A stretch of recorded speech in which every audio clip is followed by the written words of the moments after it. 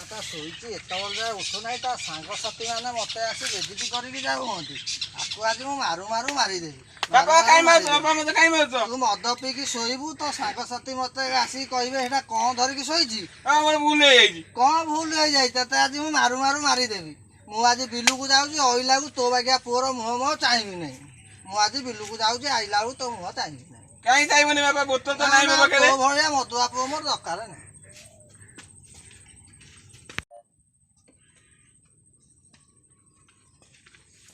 ଆଉ ମୁଁ ମଦ ପିଇବି ନାହିଁ।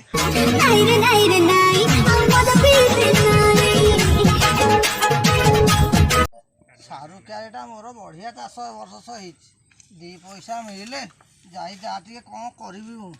ଆକୁ ଆଜି ଟିକେ ସଫାସୁତୁରା କରିଦେଇ ଯାଉଛି। ଟୋକାଟା ତ ମଣିଷ ହେଲାନି, କାହିଁକି ଆଉ ଧନ ସଞ୍ଚିବି। ଯାଉଛି, ଯାହା ହବ ଦେଖାଯିବ। ଆଜି ସେ ଟୋକା କଥା ତ ଆଜି ବୁଝିବି ଗଲେ ଆଉ।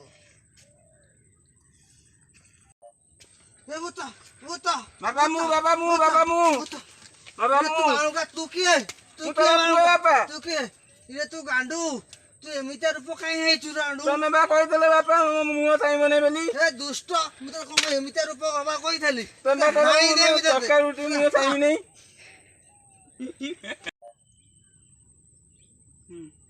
ବାପା ମୁଁ ମୁକା କରିଯାଉଛି।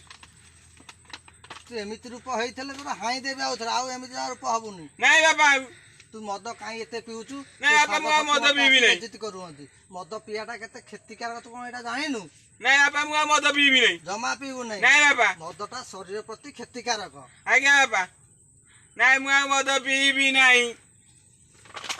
ଗାଣ୍ଡୁ, ଗାଣ୍ଡୁ ତୋର କଣ ହେଲା? କଣ ହେଲା? କଣ ହେଲା? ଗାଣ୍ଡୁ, ଗାଣ୍ଡୁ ଟୋକାଟା ପୁଣି ପିଇ ଦେଇଛି।